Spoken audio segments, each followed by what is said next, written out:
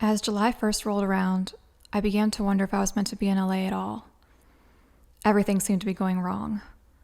No job, no prospects, no money, no reps, no script, nothing. Back in 2018, shortly after I moved into this new place, the building that I was living in was bought by new owners. And within that year, half of the units basically became vacant, and they were not putting for rent signs outside, and so they were not getting new tenants to live in them. This caused the rest of us who remained, me and my two other neighbors, to basically come to the conclusion that they were going to try and eventually demolish the building and build some other new complex in the lot. However, as time went on, nothing was seeming to happen. And so I was kind of living in this state of like suspended animation, not really being fully able to root in this place, but not really being able to leave either. I knew my natal Jupiter was about to be eclipsed, and I didn't want to make any rash decisions, but at the same time, if I was going to leave LA, I knew I was going to have to put in my 30 days notice that day.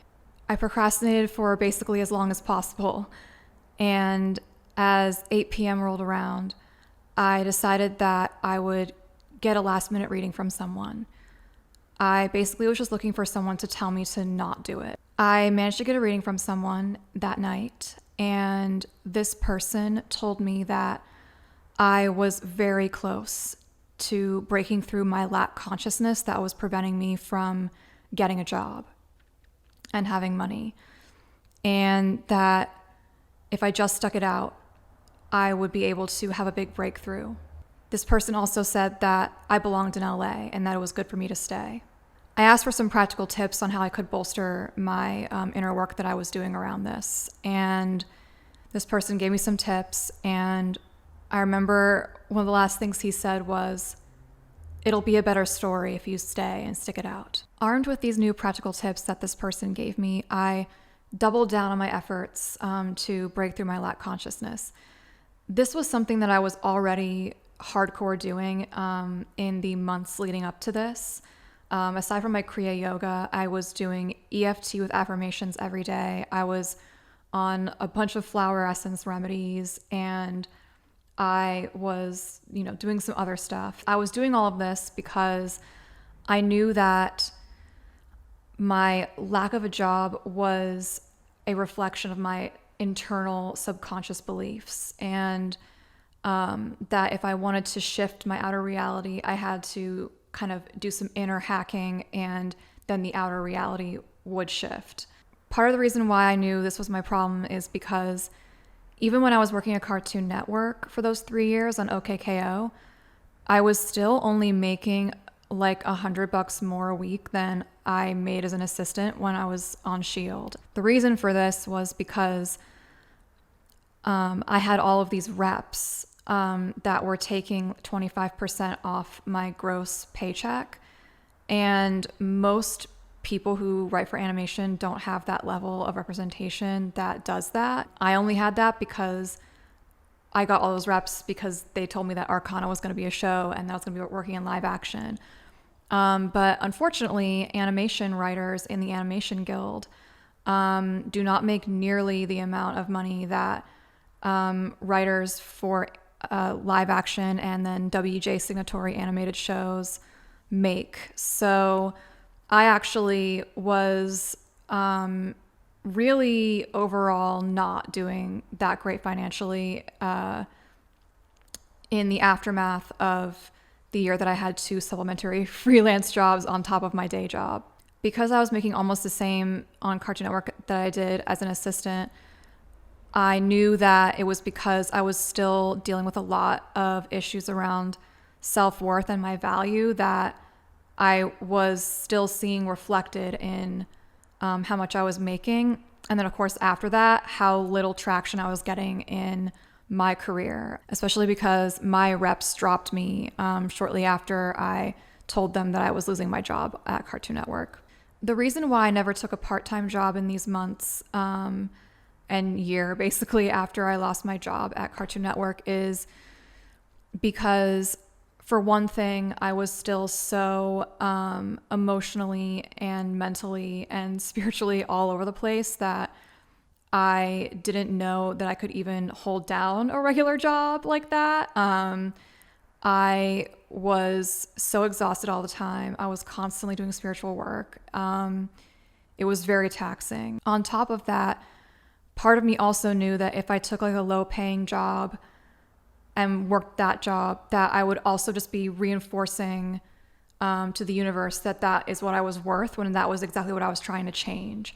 So instead of going out to get a part-time job someplace, I decided that I was going to do my best to try and do the inner hacking in order to make long-term changes that would eventually bear fruit for me, hopefully in the near future. I knew that I was cutting it close and that I was kind of really trying to brute force it, given the fact that I had a very real financial kind of dead end that I was reaching. But I knew that if I could just stare it down in the face, that I could break through. I told about 3 people that I was doing this.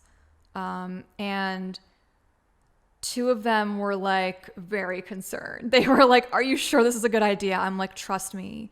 I feel like this is the only way." Shortly after the eclipse, there was a massive earthquake in the LA area that was like a 7.0, and it was really intense. It was like the largest earthquake I had experienced in all the years I've lived here. The following day, I sat down to do my daily card draw for Instagram, and as I was shuffling, all of these cards fell out onto the floor, and I knew that it was a very major, urgent message from Spirit. When I put the cards down and I saw what they were showing me, I realized that there was a warning of like devil energy, basically, but that if I was able to move through this initiation and overcome this devil energy in my midst, that I would have that breakthrough that that person was telling me I was close to having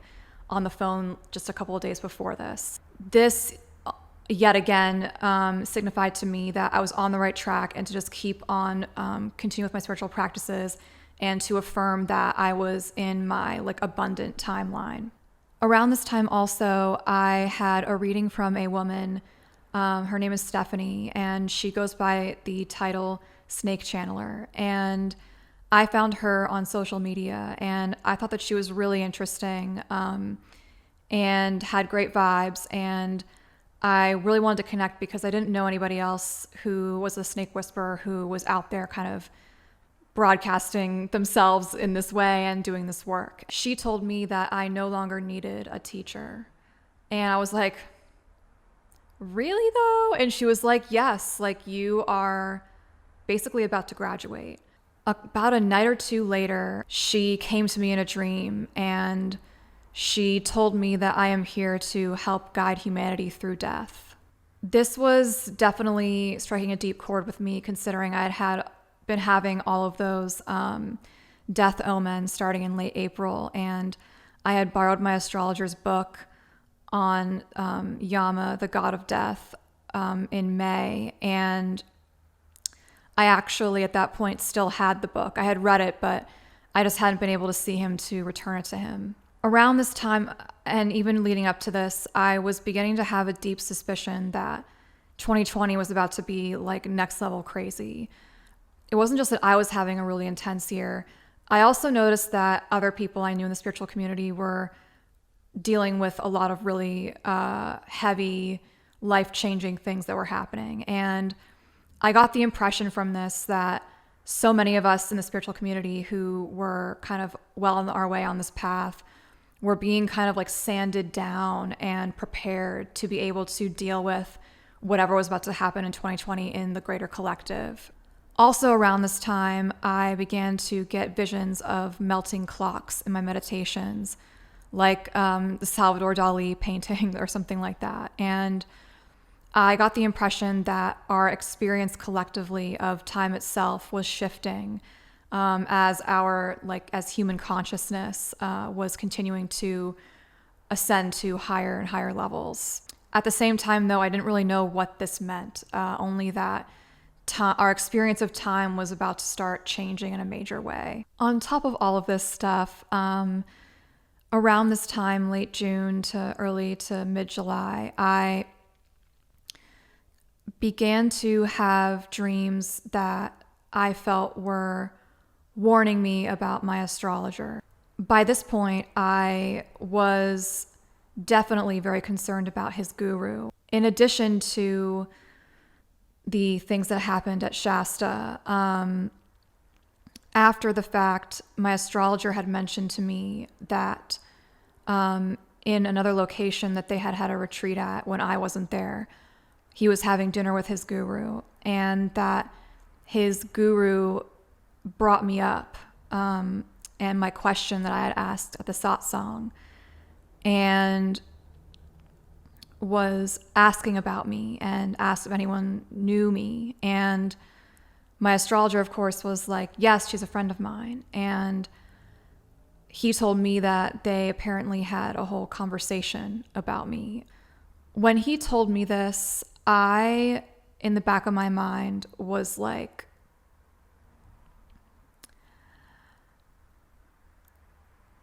this guru thinks that I'm a threat to him, and now he's fishing for information about me.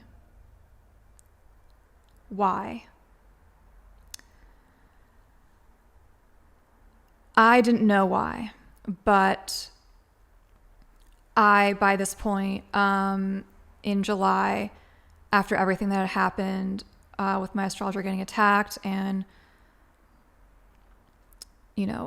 the things that had happened when he gave me harsh criticism about my script that I thought was over the top, and everything at Shasta, I was really wondering what I was going to even do. I felt like my astrologer was way too close to this guru and had given a lot of his power away to this person due to his own stuff, issues. We all have our own thing, and this isn't a judgment against him at all. But it is something that I discerned over time, that he had his blind spots, and I felt like this guru was taking advantage of these blind spots, and I was concerned that my astrologer was in very deep with all of this, and that this guru was bad news. At the same time, though, when I tried to bring up my own concerns after he was attacked and stuff, or like around that time, about how I felt that the guru paradigm was ending and that we needed to shift into a different phase of being spiritually sovereign, he was resistant to this, and he dismissed my concerns of other gurus that I had seen in recent months and the past year being exposed for spiritual abuse and sexual abuse and these types of things. And I felt like he was bypassing. Since my natal Jupiter had just been eclipsed, I, at this point, became very concerned that I was going to have to cut my astrologer out of my life. It was not what I wanted to do, but I knew by that point that it was something that I had to put on the table, given everything that had happened. This was very difficult for me to deal with, as I love my astrologer deeply, and I was worried for him, and I felt like this guru was a dark influence on him, and I wanted nothing more than for him to just detach and, plug the leaks, so to speak. But I didn't think I could convince him, and so this inner conflict, left me in a state of distress. However, I still owed my astrologer his book back on Yama, the god of death. I was finding it a little bit hard to get a hold of him these days, but I did know that he was going to be at his guru's satsang when he was in town that month. So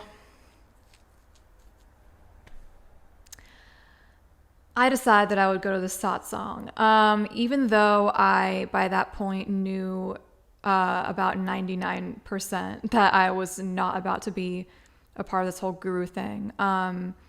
I knew that I had this kind of loose end that I needed to tie up with my astrologer. And at the very least, while I decided on what to do, I wanted to kind of give the book back. I remember when I got to the place, I went to park on the street, and again, I was so low on money at this point. I spent my last 25 cents on parking.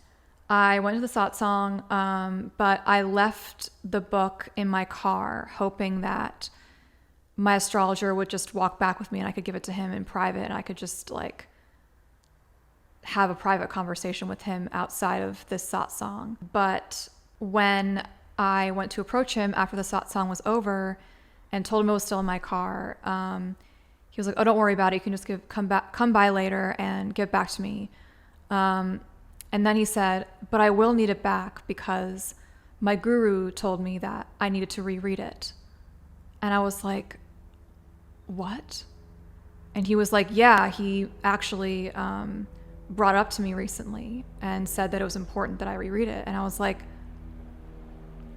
what are the odds that the one book that I borrowed from my astrologer and the entire time I know him on the god of death of all things is the book that his guru all of a sudden wants him to reread? And on the heels of all these death omens, I was like, oh my gosh, like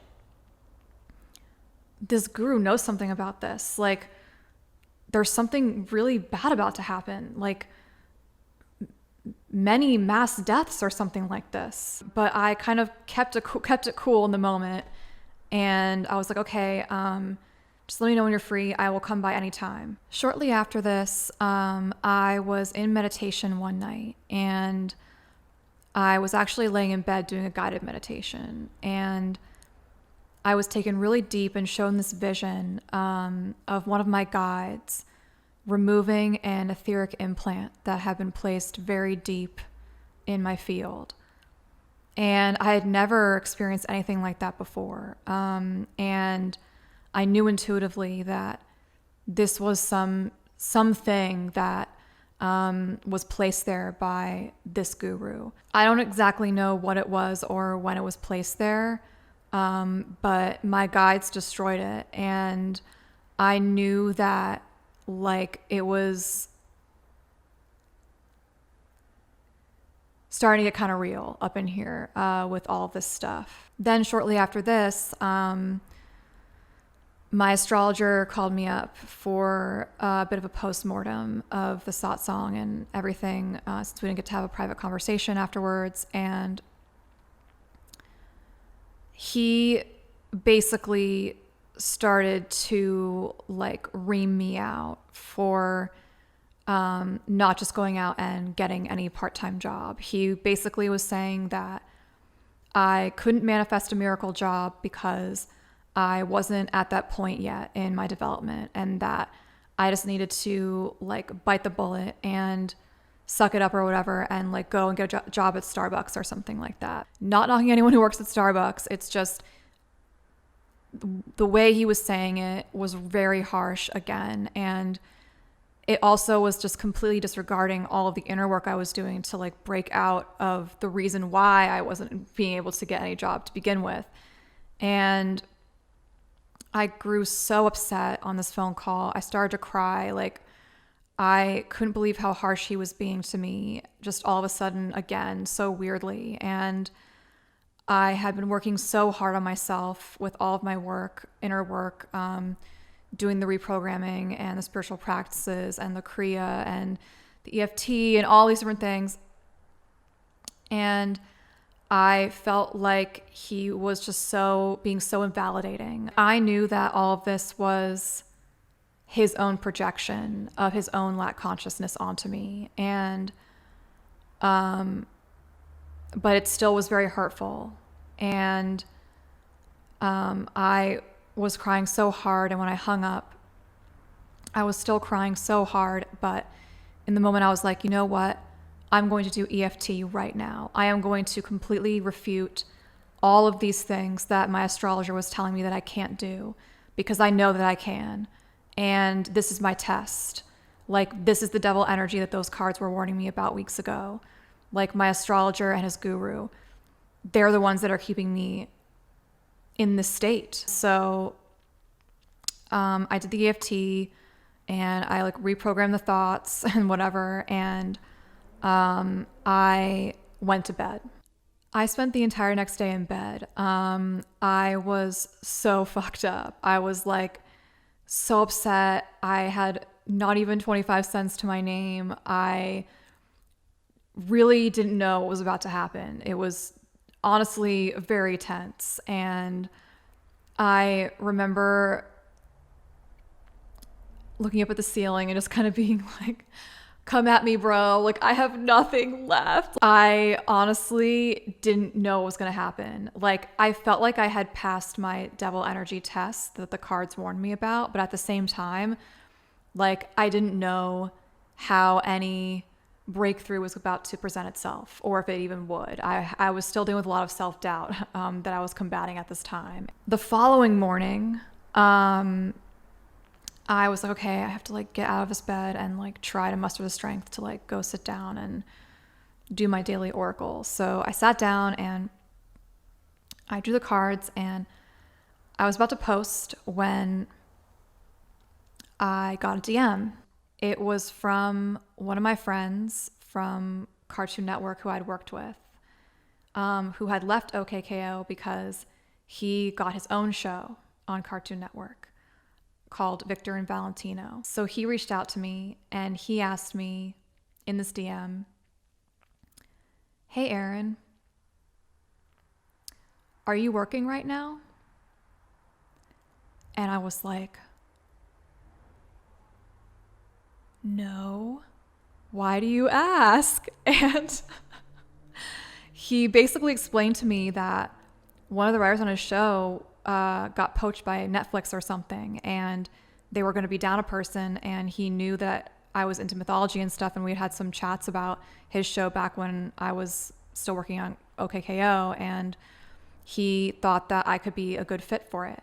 And I was like, oh my gosh, like, yes, like I would love to work on your show. I'll never forget that moment of getting that DM from Diego. I was like, I just did this. Like, I had the breakthrough, and I knew that it was only going to be uphill from here.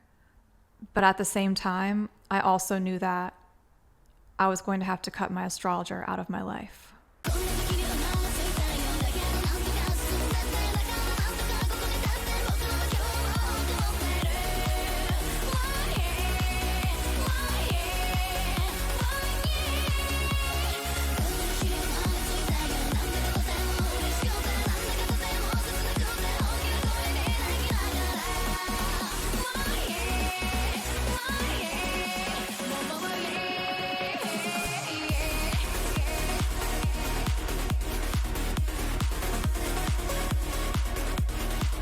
Shortly after we exchanged these DMs, Diego came over and he explained to me a bit about what the job was about. And after we had this whole long conversation, he was like, listen, I am all on board for you coming on the show, but I also have to convince my producer that you are a good fit.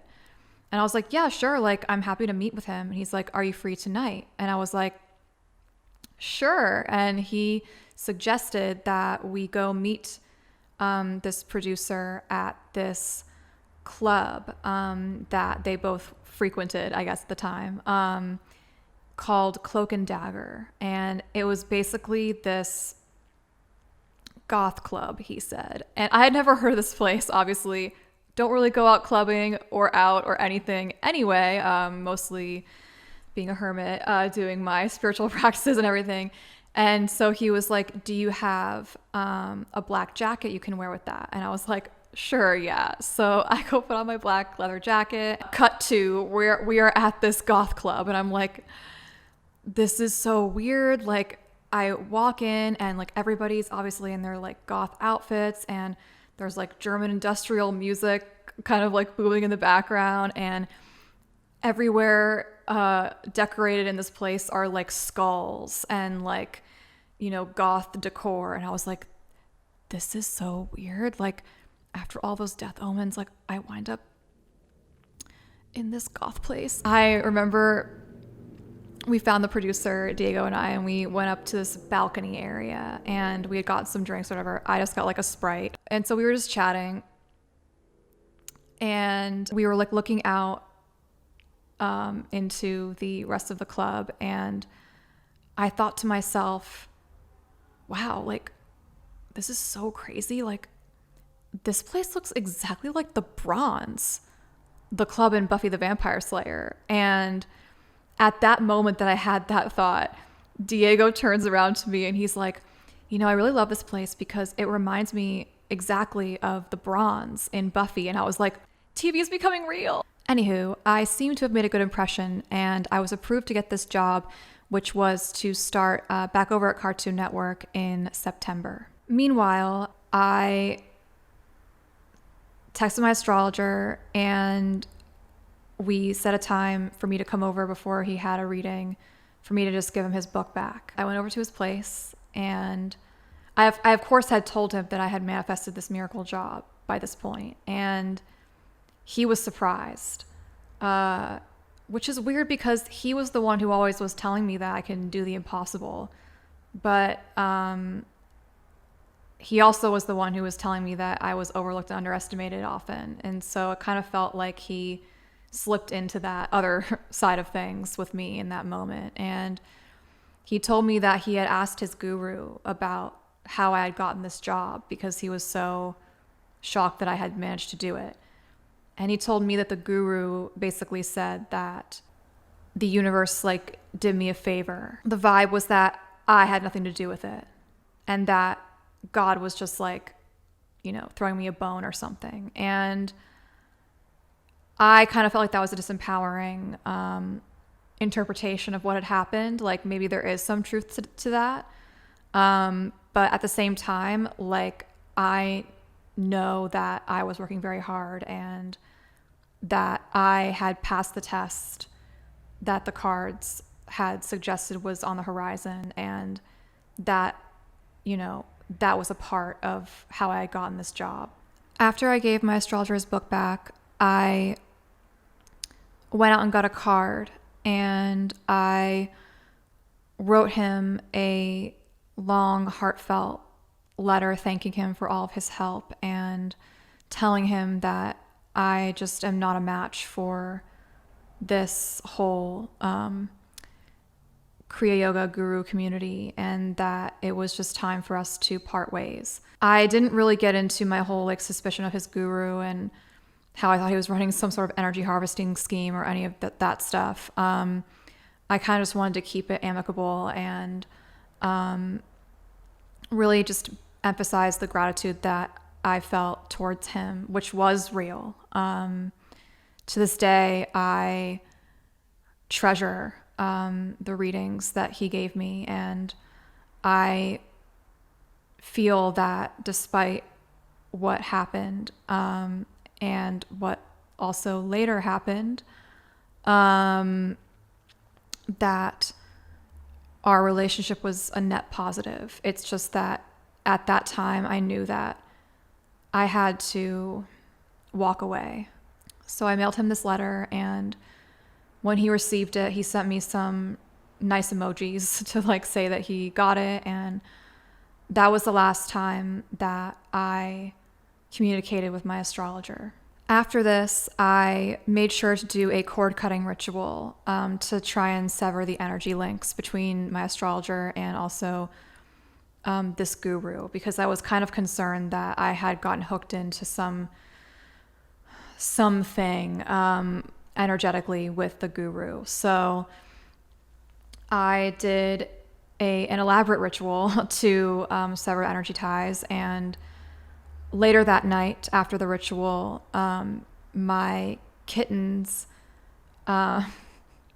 chewed through my laptop cable in 2 places, and the cable was busted. And so I took this as an omen that my ritual had worked and that I was in the clear from my astrologer and his guru energetically. After I felt like all this drama was behind me and knowing that I had a new job to look forward to starting in September, I decided, okay, I'm going to use the rest of August and this free time that I have to get back to work on my script. I started making some really good progress, and I managed to get about half of the script, or maybe even a little bit more than half of the script, complete before my job started.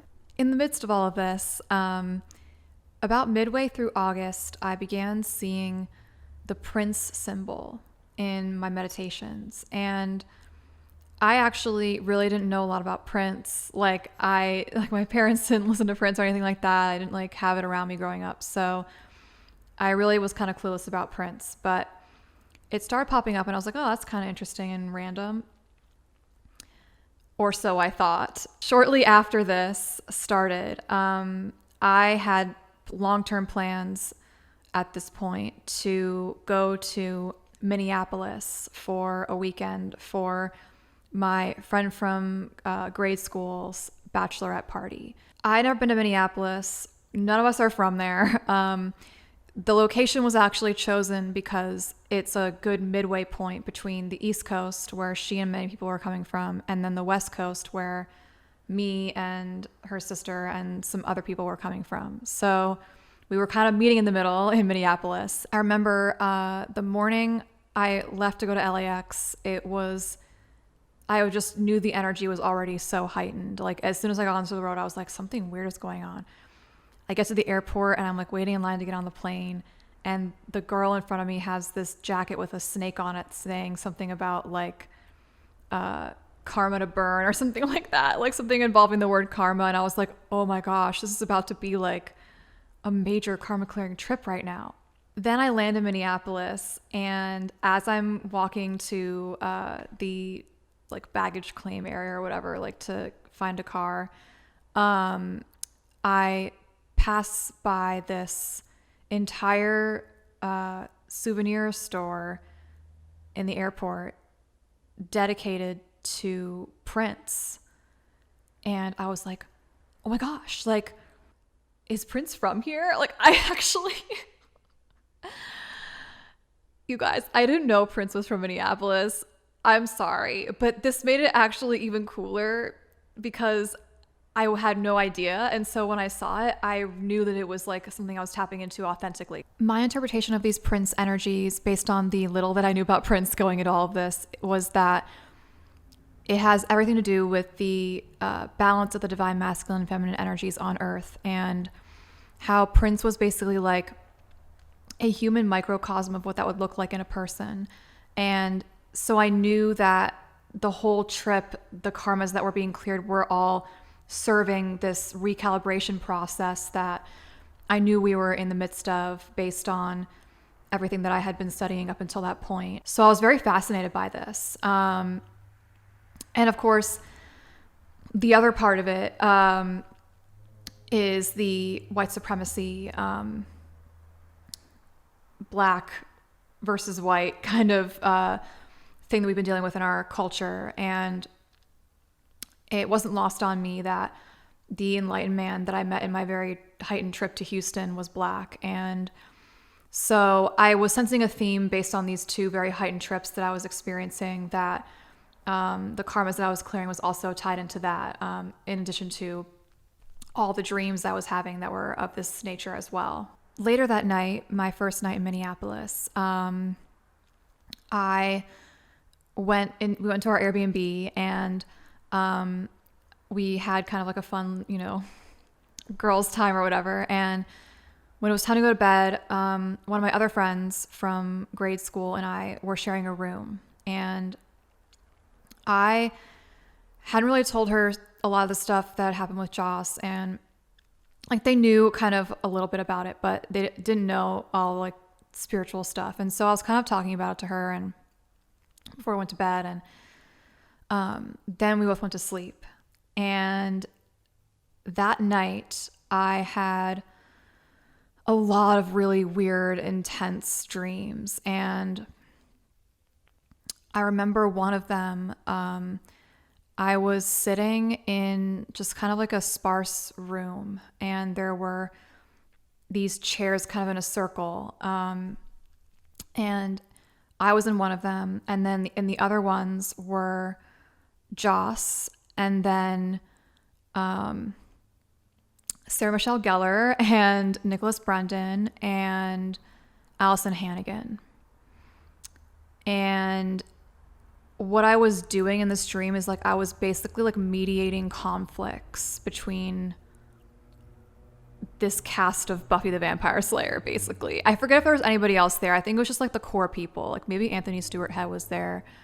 I forget. But it was basically like the core Buffy cast. It was like I was mediating conflicts between Joss and them. And when I woke up, I was like, that's so weird. Like, what's going on? Like, I never had a dream like that before. And I've never met anyone from the cast of Buffy, I don't think.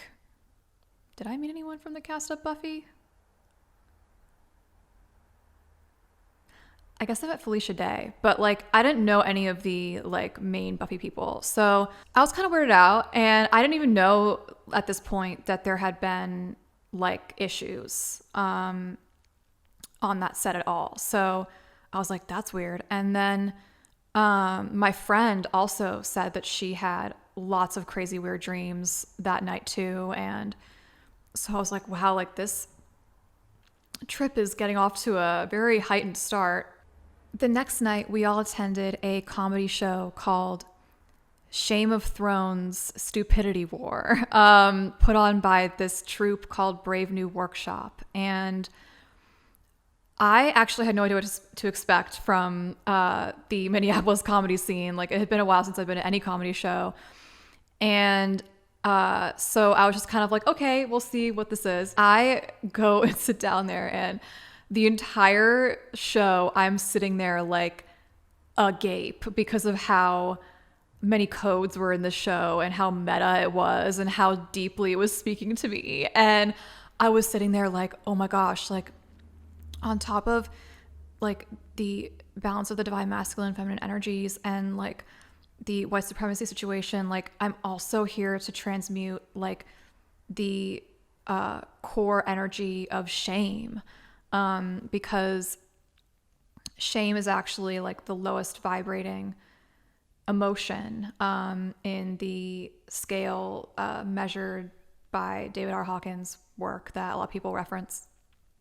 And so I just remember like my mind was blown the whole time. I left that show and I was like, you guys, I think I just saw like the most genius comedy show that I've ever seen. And they were all like, yeah, it was so good. I'm like, you guys don't understand. Like it was inspired, like channeled material. Upon my return from Minneapolis, where I was very happy to have gotten the chance to hang with some of my besties from high school, I then went to go catch up with one of my other besties here in town, my old roommate.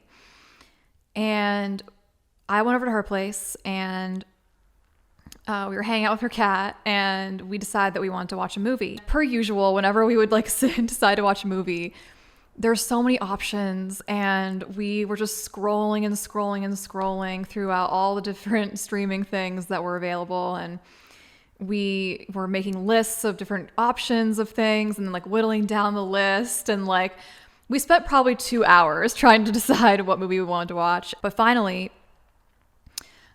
we settled on a movie.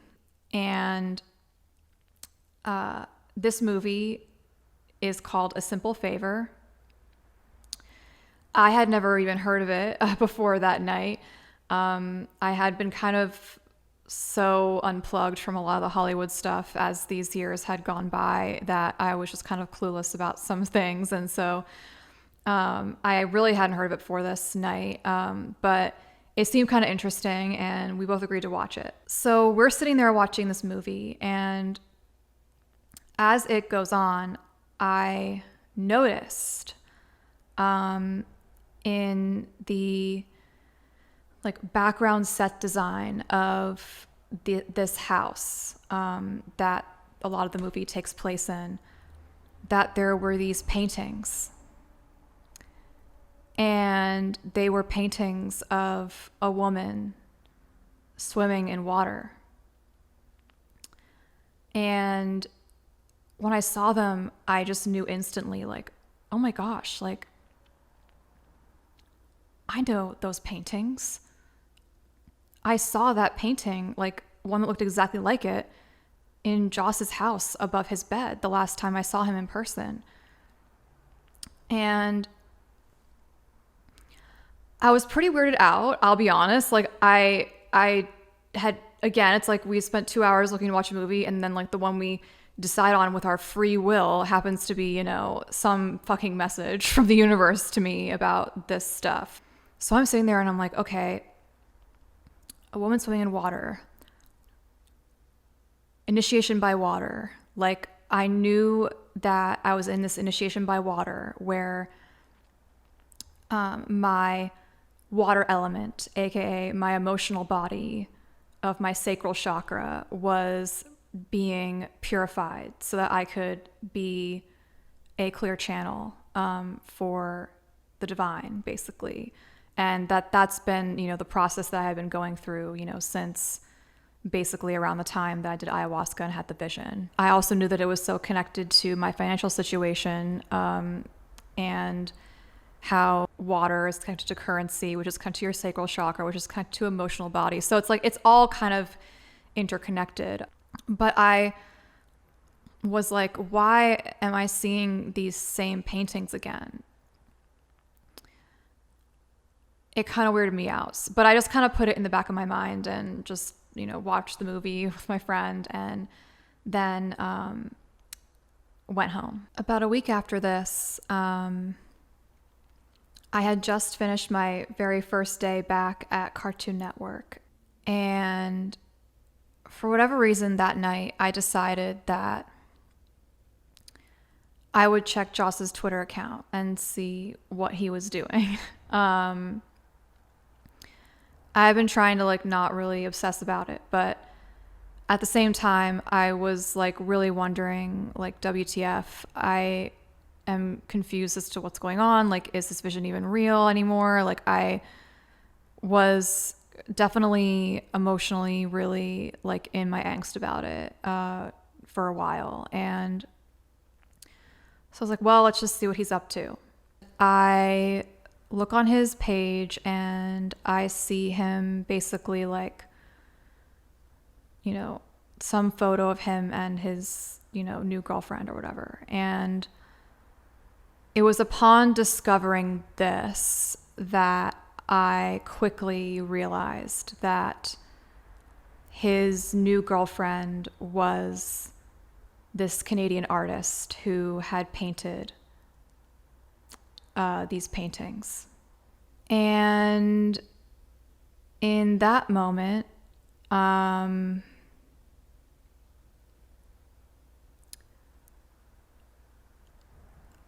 became very emotionally overwhelmed, and I felt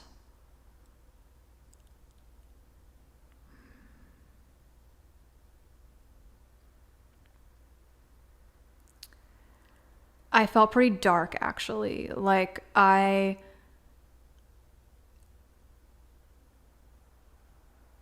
it felt like I was being taunted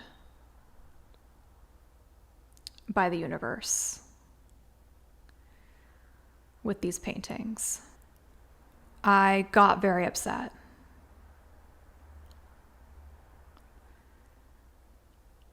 I actually, I was crying so profusely that I felt my kundalini rise in my spine, and at a certain point, I was in such emotional distress with all of this, and I opened my eyes, and I saw in my mirror my entire body was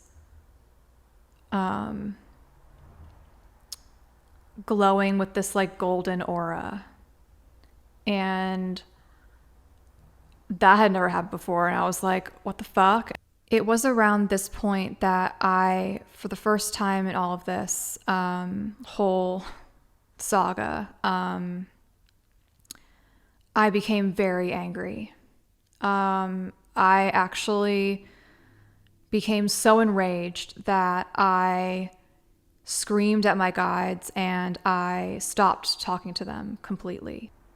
I was feeling at that point that this was beyond the pale, and that I had done so much work on myself and I was struggling so hard to, clear my channel and do this work and show up to be of service, and that I was just getting like repeatedly slapped in the face. I was basically just like, you know what? Fuck it. Like, I'm gonna work these next 6 weeks at Cartoon Network and then I'm going to Peru. And when I get back, I'll finish the script and then I'll go out with it myself and I won't even need Joss. Like, I'll just do it on my own. This is fucking bullshit. As October rolled around, I was doing my best to just kind of keep on keeping on. And one night I was chatting on the phone with my sister, my little sister who lives in New York. And she and I were just like catching up, and I was telling her about how I was going to Peru the following month. And she'd actually been to Peru when she was in high school, and also had to be hospitalized at CHOP for like 3 days afterwards because she got really sick. But she had a good trip when she went before that happened. But anyway, we were talking about it, and she was like, wow, like that sounds so cool. I wish I could go. And I was like, oh yeah, like maybe next time. A few days later, I get an email, and it turns out that one of the people on our trip has to withdraw, and that she needs someone to basically buy her spot out. And as it so happens, this person was my randomly assigned roommate. So I was like, oh my gosh, like maybe I should ask my sister if she wants to come. The night that I discovered this, I went out to go get tacos for myself, and I called my sister up and I was like, hey dude, remember how you said you wish you could come on the trip? And she was like, yeah. And I was like, my randomly assigned roommate has to withdraw and she's selling her spot. Would you want to buy it? And at first she was kind of hesitant because it's like such a short like notice thing to do. But ultimately she decided to do it. And I was actually a little annoyed because she wound up getting the trip at like a cheaper price than me. And I like had maxed out my credit cards trying to buy this. And I was just like, Carrie, what the fuck? But I was very happy that all of a sudden at the very last second, my sister was going to be able to join me on this trip to Peru. A few weeks later, my two sisters and I actually went to Vegas. We had long-term plans to see Lady Gaga Enigma, which was amazing. And then I jetted off to Providence for my friend's wedding, the one who had the bachelorette in Minneapolis. And then the next day I like flew all the way back to LA, changed suitcases, and then the following day flew straight to Cusco. I arrived pretty smoothly. I immediately upon my arrival began chugging large amounts of water because I knew that it was a very high elevation, and I had heard, horror stories of people's altitude sickness, and I was just determined to be completely unaffected. Finally, my sister came in and we kind of hung out. We came a day early so that we could acclimate before the trip officially began. So we acclimated for a day, and then the following day we met up with everybody else, like Lauren Rainbow and everyone, to begin the trip officially. We all gathered our suitcases in this hotel lobby, and then people from the tour company put our suitcases in cars and drove them to the bus, which was waiting on a side street because they couldn't really fit the bus like out front of this hotel. Meanwhile, the rest of us go and we walk to the bus directly while our bags are like being transported there. And my sister and I get on the bus and we're just hanging out, and we go on this drive. Our first destination is to Urubamba in the Sacred Valley. I remember as we were like pulling into Urubamba, like maybe 10 minutes before we got to the hotel, I got this psychic hit all of a sudden. And the hit was, my bag is not on this bus. And I was like, no, like, that can't be right. Like, my bag has to be on this bus. But I was like, I don't know. Now I'm worried that my bag is not on this bus. And so I went a little bit of a mind loop with this for 10 minutes. And then we get to the hotel, which is a beautiful, amazing hotel that Jorge Luis Delgado owns. Basically, Jorge Luis Delgado is like this Renaissance man who has his own tour company and his own hotel chain, and he's a shaman, and he like is a tour guide. So he's kind of like a one-stop shop for all of your Peruvian tour needs, especially if you're doing like the spiritual tour of Peru. And I have nothing but love and respect for him and all what he's about. Anywho, we get to his hotel, and they start unloading the bags, and I see almost everyone's bags are out and mine's still not there. And I'm like, oh no, like, I think I'm right. I think somehow my bag didn't make it onto this bus. And so I go to one of the trip leaders and I am like, hey dude, I feel like my bag didn't make it on this bus. And he was like, I don't know, I feel like it's on this bus. And I was like, we're about to find out which one of us is right. 5 minutes later, all the bags are off, and lo and behold, mine is still missing, as well as one other woman's bag is missing. And I'm like, you've got to be kidding me. Like, I came all the way to Peru. I packed so much stuff because of all the different weather climates and things. And I only put like 3 pairs of underwear and like some tampons and like my makeup bag and my cash and my headphones in my backpack. Like, that's all I had on me. Like, I had one outfit all of a sudden, and I was like, oh no, like, what am I gonna do? Like, this is a 2-week long trip. And my sister was like, oh no. And I was like, classic me. Like, this would instantly go wrong as soon as it begins. Like, what the fuck? And then I was like, you know what? I have to stay positive. Like, I have to surrender and accept where I'm at right now. And if I'm meant to get the bag back, I'll get it back. And if I'm not meant to get the bag back, then I won't get it back. And I'll just have to like embrace the unknown. As the evening wore on, I was assured that there were people who were on the case and that they were actively searching for my bag and the other woman's bag. But in the meantime, I just had to kind of like wait around. The following day, I asked in the morning if there was any news about the bag, and I wasn't really getting much of an answer. And I was like, okay, like running low on stuff over here. But I was like, you know what? I just had to like stay positive and calm about all of this. Meanwhile, my sister is like, I can't believe how calm you are. I'm like, dude, you know, I'm upset, but there's nothing I can do. Like, it's out of my hands right now. And so she just like, you know, let me borrow her toothpaste and all this different stuff. The whole day goes by, and we are out and about, like going to different sacred sites and doing ceremonies and things. And I ask yet again, like, about the bag, and I am yet again told that, you know, they haven't found it yet, but like they're hoping to get some more leads. That night was actually our first ayahuasca ceremony. So that day I had to fast, and fasting on top of being out and about all day and being, you know, now 2.5 days into the same outfit and like starting to feel like people aren't taking this situation as seriously as they should be. I began to get kind of hangry. By the evening, I turned to my sister and I was like, I am officially pissed about this. She's like, finally. I'm like, you know what? I had to get there. Like, I've been trying to be in surrender mode. She's like, you need to talk to these people and like get them to like do something. And I'm like, I mean, I want to do this, but as soon as we got off this bus, we have to go do ayahuasca. And she's like, oh, right.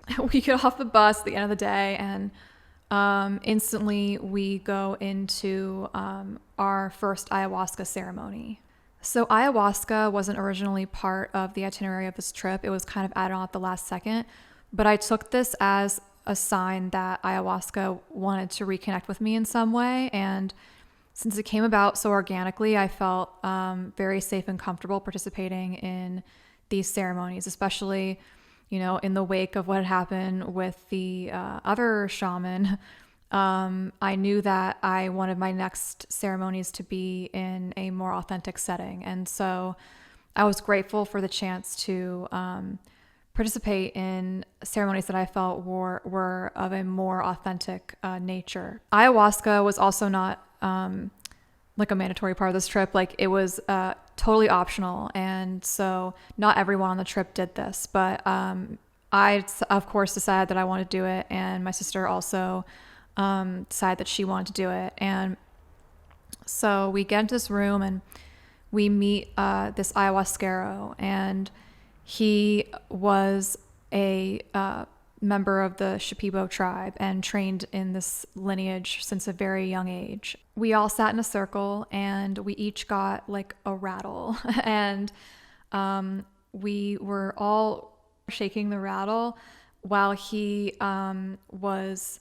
chanting things in his language and was basically energetically sealing the entire space. And I could feel it seal up, and I was like, oh my gosh, this is so legit. Like, the other shaman didn't even do this. Like, I feel like those ceremonies were like so not like hygienic at this point. Then when the circle was sealed, the ayahuasquero passed around the cup, and I was told that this was a type of ayahuasca called golden ayahuasca, like a very high quality brew. I drank the drink, and he began singing the Icaros. And as I'm like, maybe 15-20 minutes after this, like, I instantly start to feel it. Like, it's probably the fastest I've ever felt ayahuasca come on, because it can sometimes take a bit. The first thing that she said to me was, your throat. And she began energetically working on my throat, and I was so overwhelmed. I started to cry. I was like, oh my gosh, like, she was being so kind about my throat. I actually kind of thought that she was going to be like a little bit of a taskmaster for me in the beginning, but she was actually very kind, and I knew that she knew how deeply I'd injured my throat, and she was working a lot on my throat in the beginning. And then she was like, welcome home. And I was like, oh my gosh, like, I really did have past lives here as a shaman in some fashion. And so it was a very validating and affirming and heartwarming kind of entry into this ceremony. Then after a little bit, she was like, okay, listen, I'm going to need to work you really hard tonight, but it's going to be good for you. And I was like, okay, here we go. The next thing I know, I'm basically vomiting profusely for a really long time, and to the point where Lauren sort of inched away from me, like the side of the room, and it was a lot. And I was just shown like a lot of very interesting visionary scenes of like how I was a part of this greater energetic transmutation machine, basically, to the point where I almost felt like I was not even an individual person. Like, I was like, it was so extreme what I was being kind of made to do in that moment that I kind of felt just like I was plumbing. Like, I felt like I was like the plumbing that shit was coming through, basically. And kind of like what my astrologer used to always say about how I have so much in my chart with the excretory system.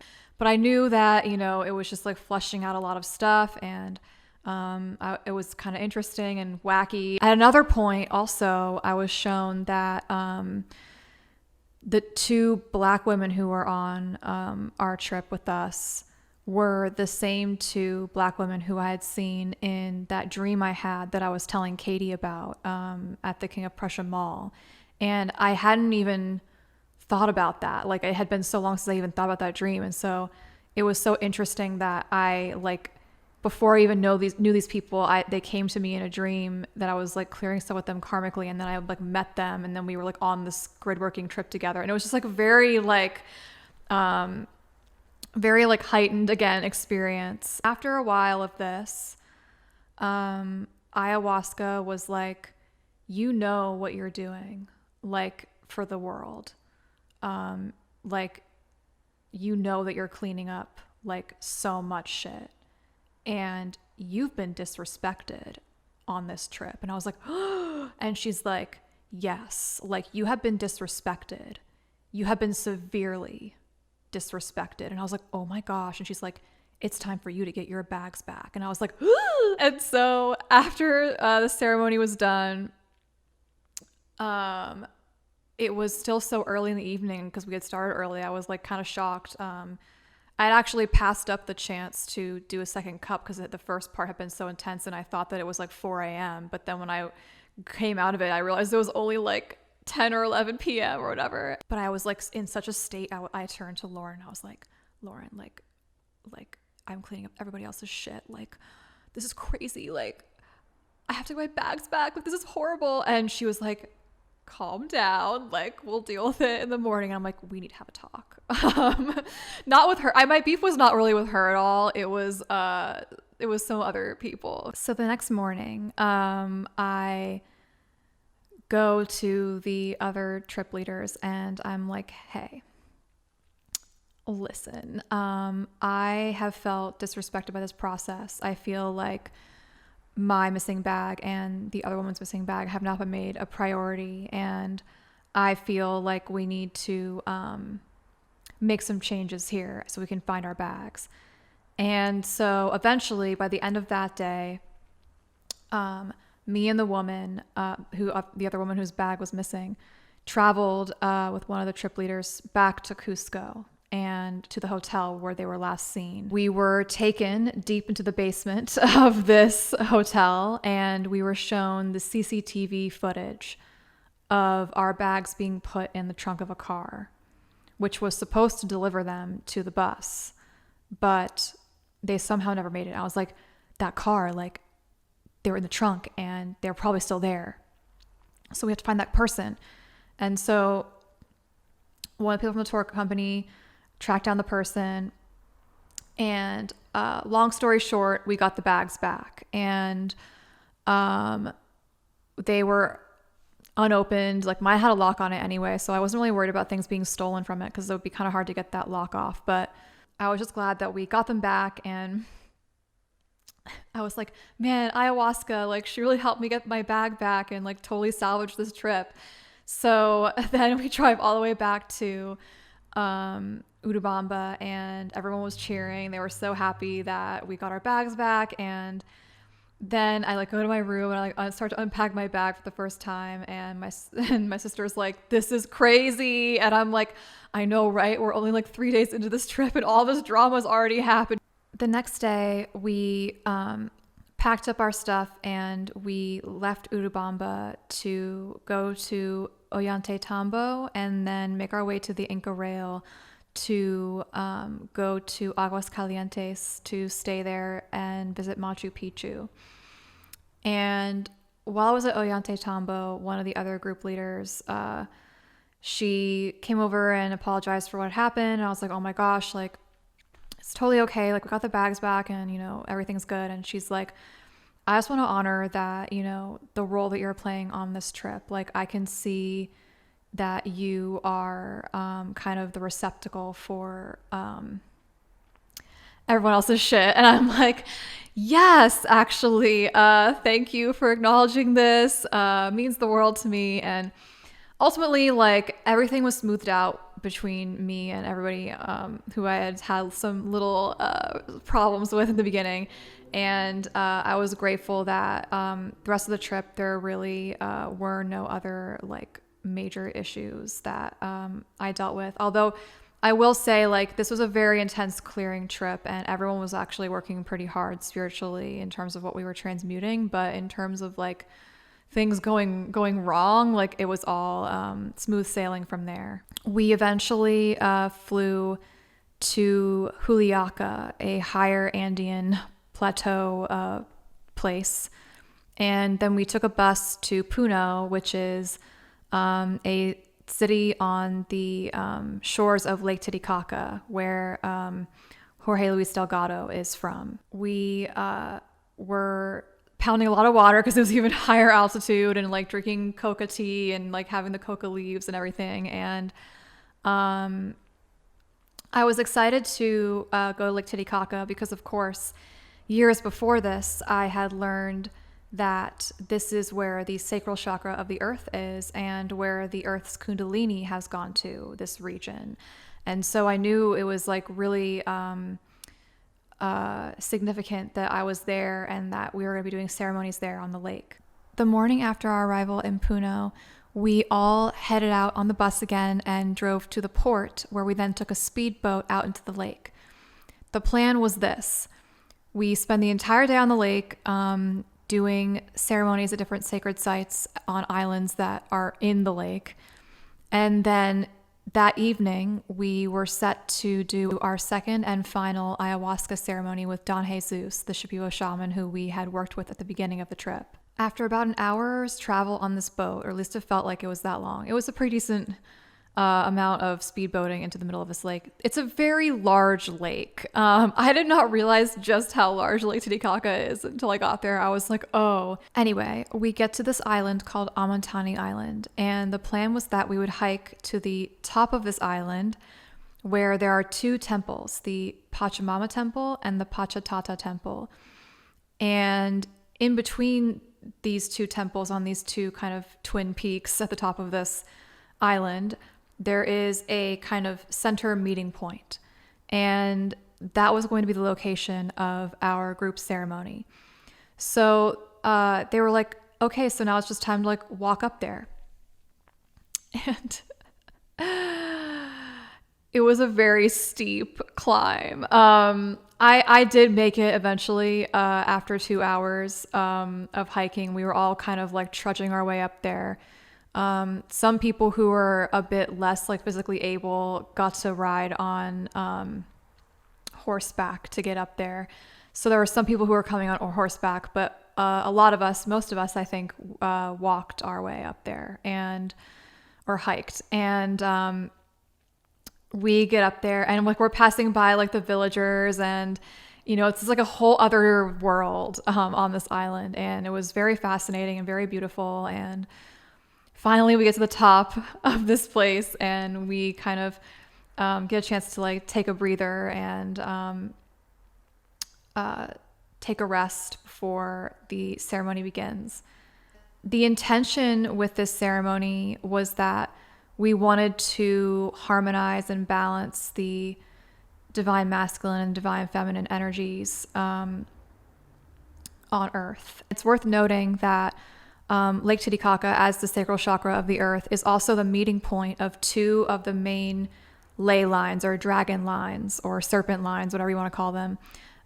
One being like the masculine line, one being the feminine line, or like the Ida and the Pingala Nadi kind of. And so since it was a meeting point of where those two came together and a chakra itself, it was a very powerful place to do such a ceremony for the balancing of the masculine and feminine energies on Earth. So we all do this group ceremony, and then after taking some scenic photos, we go back down and we have a break for lunch, although I couldn't eat anything because I was fasting because ayahuasca was that night. So it was kind of a hard day to make it through without food, but I was just like sipping on coca tea. And then we went to our last destination on the lake called the Uros Floating Islands. And I had never heard of these Uros Floating Islands before this day, but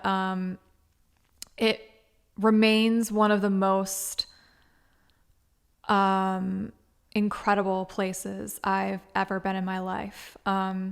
basically, these indigenous people, in order to escape colonization, they innovated a way to live on man-made islands made of reeds, and they were unable to basically be gotten at by the colonizers at the time, and so they were able to like kind of preserve their ways and their culture on this lake in these man-made islands. And so we stopped by there, and they of course see tourists and stuff now, but we go on these islands, and I've never in my life seen anything like it. I honestly thought I was like tripping a little bit because I hadn't eaten all day, and then I'm on these floating islands, and these villagers are there, and they are just like living these totally different lives that I didn't even know were possible. They have just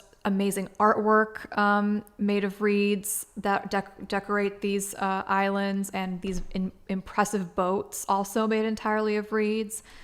And we all got into these long boats made of reeds, and then we were kind of like taken on a little like kind of guided tour of the area, and they were singing to us in their language. And then these like storm clouds rolled in, and like there was lightning and thunder in the distance, and I'm just like, this is so like, I feel like I'm in another dimension right now. We had done some ceremonial work too while we were on those islands, and I also bought some textiles from some of the villagers, and it was like a mother and a father and like their newborn baby, and I was just very touched by the whole experience, and I felt like it was very humbling and eye-opening for me, and I have nothing but love and respect for those people that I met there that day. It was definitely an unforgettable experience. After this, we got back into the boat, and we sped all the way back to our hotel, and the people who were going to participate in ayahuasca, we all just kind of immediately went, kind of like before, into the ceremony. Don Jesus was there, of course, and then Jorge, he wasn't participating with us, but he came in the beginning before we had done anything yet, and he said that night he wanted us to set the intention to work with the energies of the ceremony that we did on Amatani Island, and kind of tie this ayahuasca ceremony kind of energetically to that working. So already it was going to be a bit of a different experience than any other ayahuasca ceremony I'd ever done. He seals the circle, and we take the drink, and he starts to sing the Icaros. And in this ceremony, one of the first things I remember is being taken deep, deep, deep, deep down to the water, and then shooting high up into the stars. And like there was some sort of a link that was being established between like the stars and the earth, but like particularly in the water. And then I spent the majority of this evening purging intensely, so intensely, everything from patriarchal abuse of power, colonization, sexual abuse. I knew instantly that I was having a deep womb healing, just intuitively. I just knew that my womb was having like such a profound experience. And of course we were on the lake, on water, which is sacral, and the sacral chakra of the earth, which is of course the womb. So I was like, okay, this checks out. And throughout all of this, at one point, ayahuasca showed me my astrologer. And she said to me very strongly and very insistingly that my astrologer was not down for the count, and that he would come around, and that it was very important that I know this. And I was like, oh my gosh. And she was like, yes, he is not down for the count. He is not down for the count. And I was like, okay, like I really wasn't expecting this information, but I will take it to heart. Of course, I'm grateful for her telling me this. Later on, as I was vomiting profusely, I was shown a vision of myself being initiated by indigenous shamans, in my inner vision space. There were maybe 3 of them, and they were working with me and initiating me into deeper levels. And I was like, oh wow, this is so next level right now. As the night went on, most people kind of became still and silent and chill out towards the end of the ceremony, but I, of course, was still vomiting profusely. And eventually, Don Jesus kind of wraps up the ceremony, and we all have to go back to our rooms. But of course, I'm still feeling like I could maybe continue purging. But so I grabbed my stuff, and I was the last one to leave. And as I was leaving, the shaman looked at me and he was like, "Fuerte." And I was like, yes, I don't speak Spanish, but muy fuerte. And so he seemed to acknowledge that it was a very strong experience for me. I go back to my room, and my sister's there, and she's totally fine.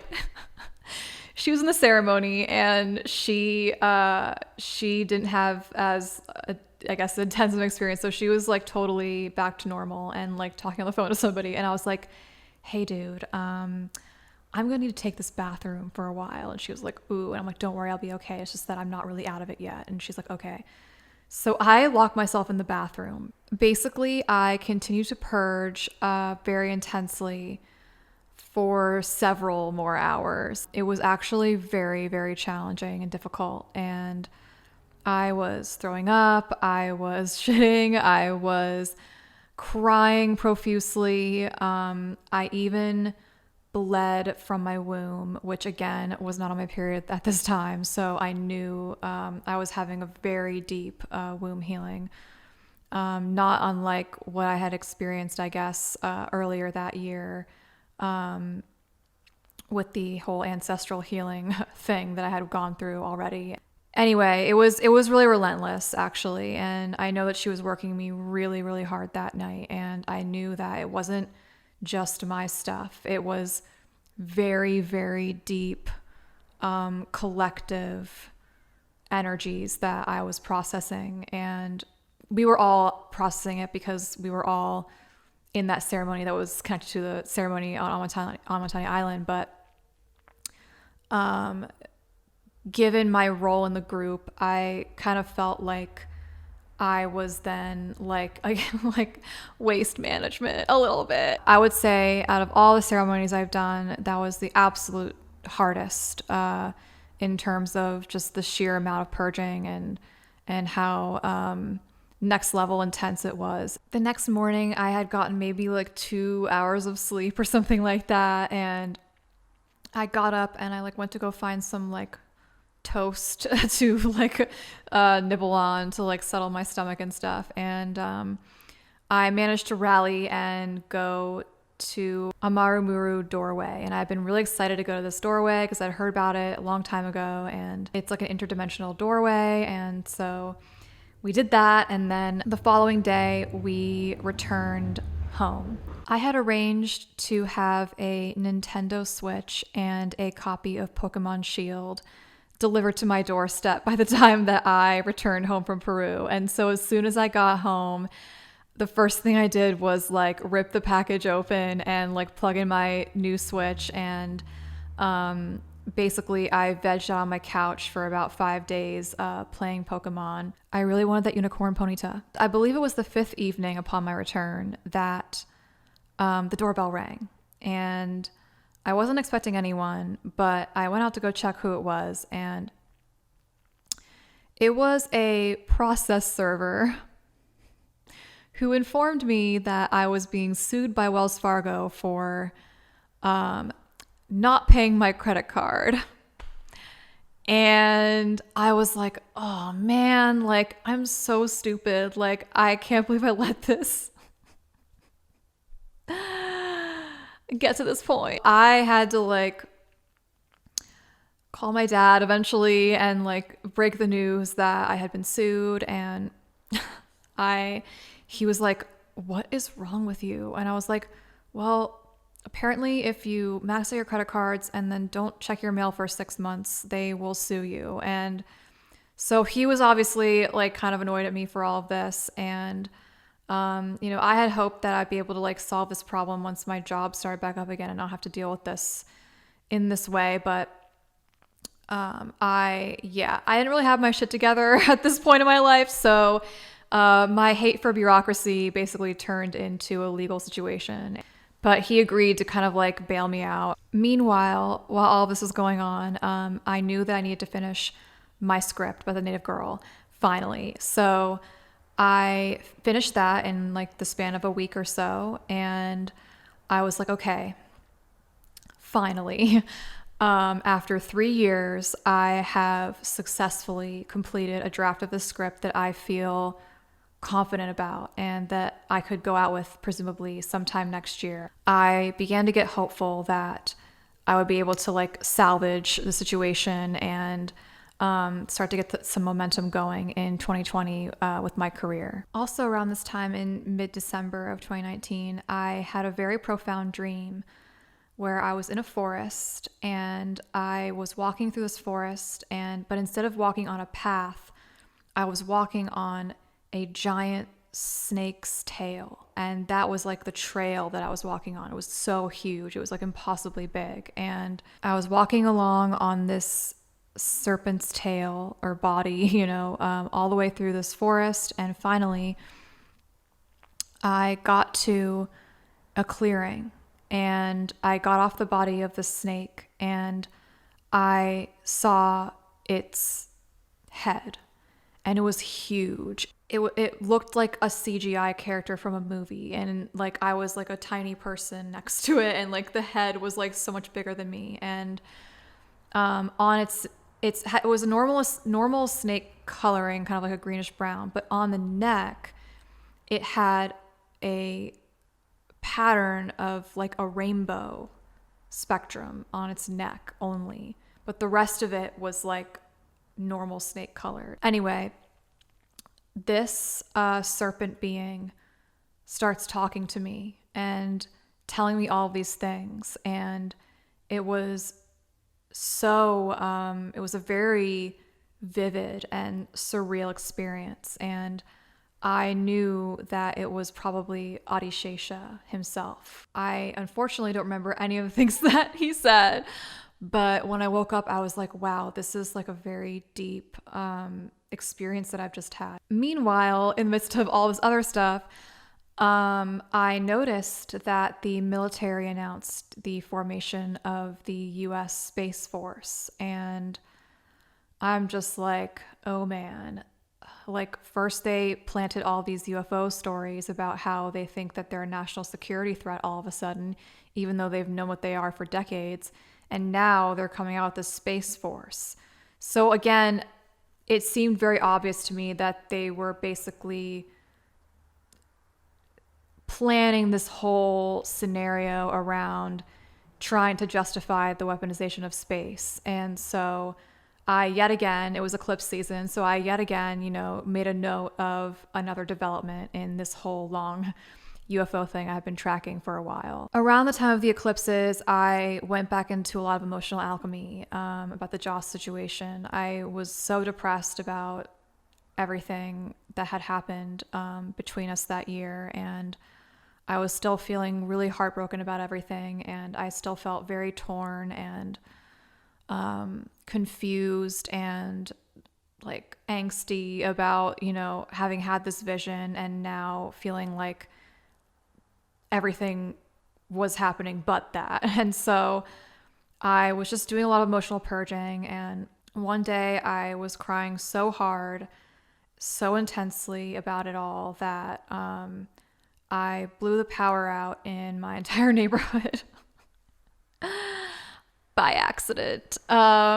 I found out that I have some stuff in my chart where I can accidentally have that happen. Shortly after this, I was chilling on Twitter one day, and I had like tweeted something about ancestral karma or something like that, and I got a DM from this woman named Jessa Reed, and she's a comedian who I had actually never heard of before that day, and but she quickly ingratiated herself into my DMs, and she was like, "Hey, I would love to have you on my podcast, Soberish." And I was like, "Cool, like you don't even know me, but like you're inviting me on your podcast. Sweet, I'm down." The next day, I drive over to her place, and before we record the podcast, I was like, "Do you like want to know about me? Like you don't really know who I am, and you're just like have me on your podcast. So I feel like maybe I should tell you a bit about like, you know, what my dealio has been." Because I at that point had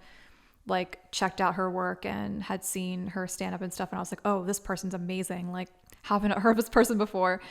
So I kind of wanted to like give her the lay of the land. We had a whole long like 3-hour talk before we even recorded that podcast that day. I told her everything about Joss and my awakening and how I was supposed to be famous and all these different things. So then we record the podcast, and I think it turned out really well, and I was so grateful to have met her, and I really loved her vibe, and I will say, like, I got a lot of really great boosts on my social media after having been on that podcast. Like, more people like noticed me and like knew that I existed and followed me and stuff. And so I was so grateful to have gotten like that exposure from being on Soberish, especially for a topic that I have been dealing with very intensely that whole year, ancestral stuff. It's funny, at the time I didn't really think I was that much of an expert, but looking back I was like, oh wait, that's what I was doing like as my full-time job for the majority of 2019. I had hoped that when the year began I would be able to like go out with my script and like find new reps and, you know, try and get the ball rolling on everything even without Joss. Like I was just like, I need to like, you know, try and do it on my own no matter what. But by mid-January I started having a lot of dreams and intuitions around impending intensity. One dream I had, I was talking to a person in their apartment, and he showed me like a news article on his laptop, and I said to him, "The whole world is about to be initiated." And when I woke up, I realized that we were about to be in for it. In the back of my mind, I kind of figured it might be this coronavirus thing that had started brewing in China, but I still was kind of hoping for the best, that it wouldn't be a pandemic. Like I was like, please, like almost anything else but this. But as time went on, I could feel just a lot of pressure building. It almost felt like the world's largest zit like need to be popped. By late January, my Mercury Bhukti finally ended. And I was like,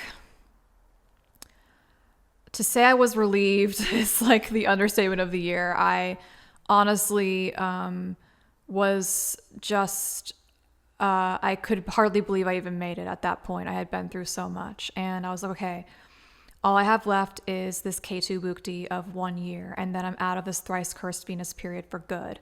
And I can enter into my Sun Dasha, which is when all the good things start to happen, apparently. And for a little while before this, I knew that in my K2 Bhukti, I really wanted to do Claire Nocti's Female Path course. Claire Nocti is a Vedic astrologer and occultist researcher, and I had really been enjoying her work over the years as I like delved deep into Vedic astrology and occultism and the female path. And I felt like it would be a really great thing for me to do in my K2 Bhukti because it's 1 year and her course is 1 year. So it was going to be kind of like, kind of bookending it. So I started doing her course in late January, and one of the first things that she has you start doing in this course is a practice called Matrika Nyasa. Matrika Nyasa is when you essentially install the Sanskrit letters into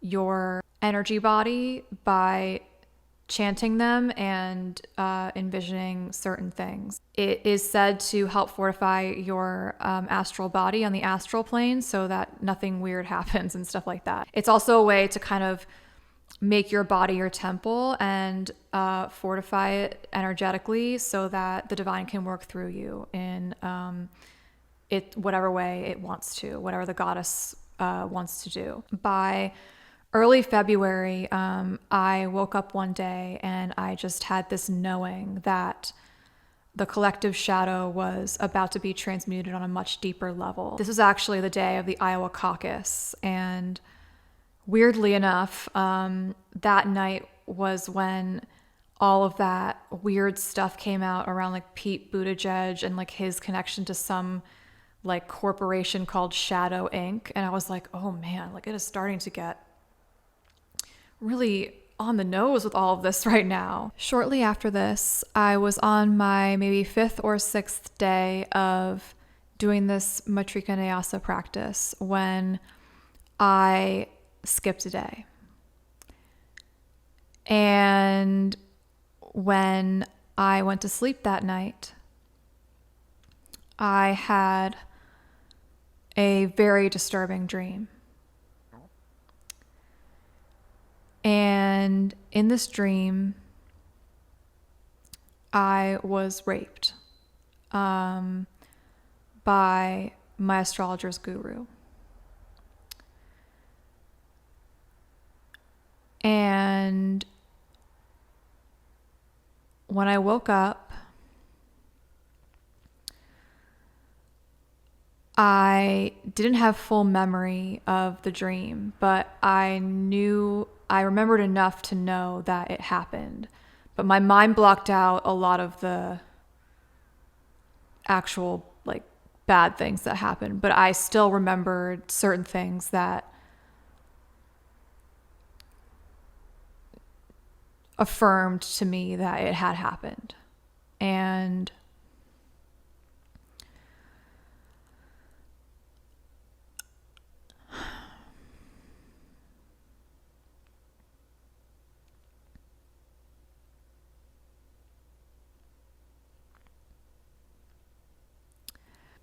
I realized then that this guru still had been tracking me somehow because I felt that what he did was retaliatory in the sense that the Matrika Nyasa had been working, and then the one day that I lapsed, I hadn't been doing it for long enough to where I was still protected. And so he was able to get in and do that. And he did it because he didn't want me to become, I guess, invisible to him or to not be able to be affected by whatever things he was doing. You know, it's important to note that this person has the ability to be like fully conscious on the dream plane. So he knew what he was doing, and to me, it felt very intentional and retaliatory. It didn't really hit me right away. But later it really did. I will at this point be naming this guru, and he goes by the name Yogiraj Gurunath Siddhanath. My dad came to town actually, maybe like a week or two after this, and I knew at this point that I needed to do some radical forgiveness with him so that I could plug any of the leaks that I still had in my own energy around the father wound and how that had been getting exploited by so many different people at this point. He was in town helping with my finances and stuff, and you know, I was very grateful for his help, and we had a good cathartic talk. And I finally, after all these years, I told him about what had happened with Joss, because I hadn't actually told him about any of this stuff. And so it felt very good to clear the air, and I forgave him for some things, and it was a very healing trip for me. After my dad left, I immediately went into a very deep emotional purge yet again. Story of my life at this point. And I had been smoking some cannabis because I had basically been doing so more ritually and intentionally during the winter months this year. And it was kind of helping me like kind of process some of the backlog, if you will. That night it was particularly intense. I was just sobbing uncontrollably and shaking. I was like clutching my cat, and ayahuasca appeared, and she basically she was able to reach me, I guess, because I was smoking cannabis. Although normally I don't think that she would really be involved with cannabis, but I think I was going through a really deep purge, and she knew that she needed to like come in and help me. So ayahuasca came in and she helped me move through the energetic purge I was going through. And throughout all of this, like clutching my cat, sobbing, shaking, crying, like I was shown a vision of all of the men in my life who I had loved and trusted, who abused me.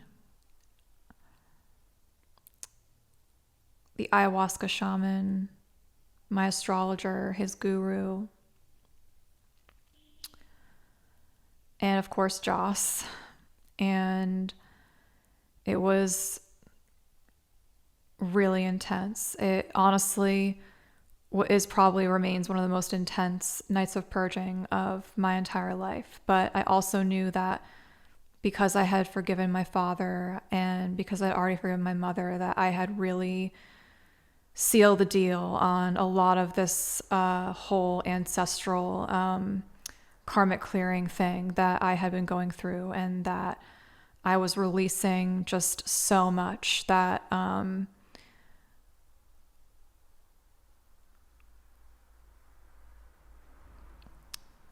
I didn't have to carry anymore. About a week after this, I went back to work at Cartoon Network after my hiatus.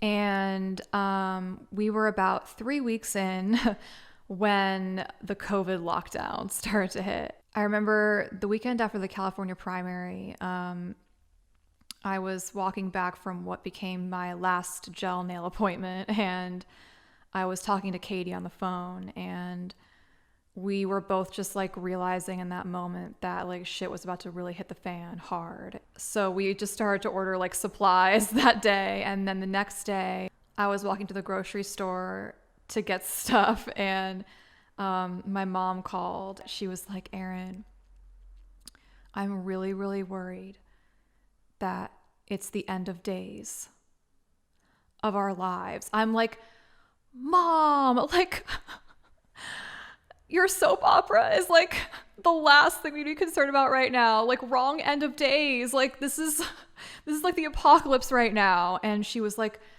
come on, Erin, like it's not going to be like that. And I'm like, you don't understand. Like, I think it really is the end of days. But considering what I had been through the past year, with all the death omens and difficult initiations and things, I really wasn't surprised that ultimately this situation wound up happening. However, what I was kind of surprised about was that, well, for one thing, my scalp suddenly became allergic to cheese, and that was really annoying. But aside from that, I almost instantly, upon lockdown starting, plunged into a very deep period of karma clearing in my dreams. I knew intuitively, and from different omens and things and the content of the dreams that I was having, that it was just a ton of collective stuff being purged from the grid, and that I was just like processing it astrally. And I knew that it was all connected back to the ceremony that we did at Lake Titicaca and on Amatani Island. And it was so intense and exhausting. Like, I was barely sentient for my like work Zoom meetings and all these different things. I was like, it was very grueling. very grueling month. While I definitely preferred this to the other thing, which is the emotional purging, I began to really wonder kind of where all of this was going. One day, I decided to take a nap, and after a work call, and I went on my couch and I fell asleep pretty fast because, again, I was always so tired. And I had two very intense dreams. And these two very intense dreams culminated this entire lunation cycle of Uttara Bhadrapada, in which this whole process was happening with the earth grid and the dream state. The first one,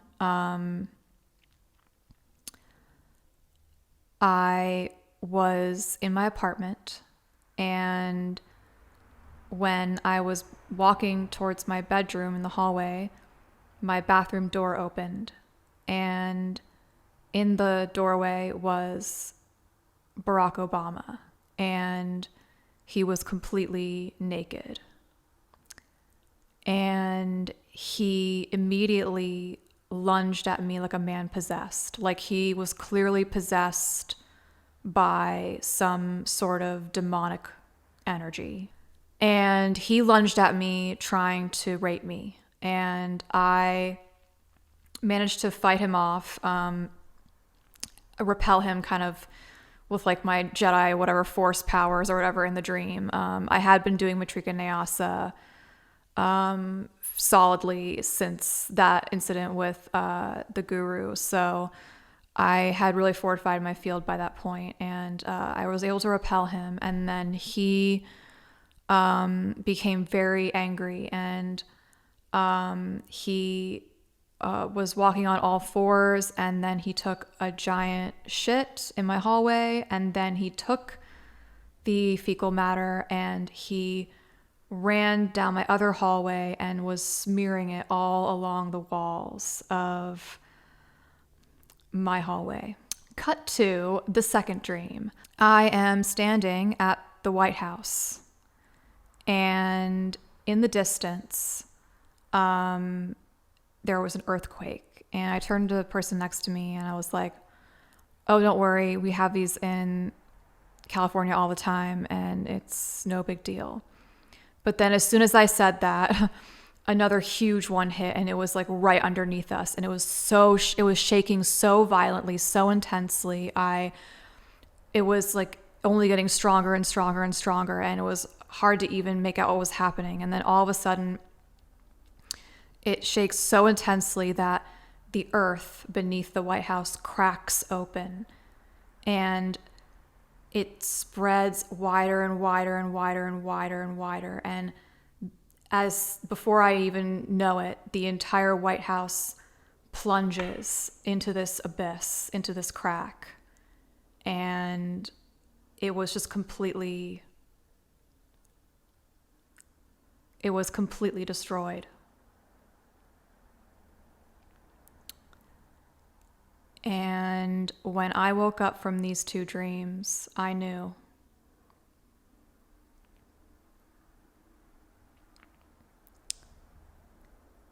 The United States of America is done.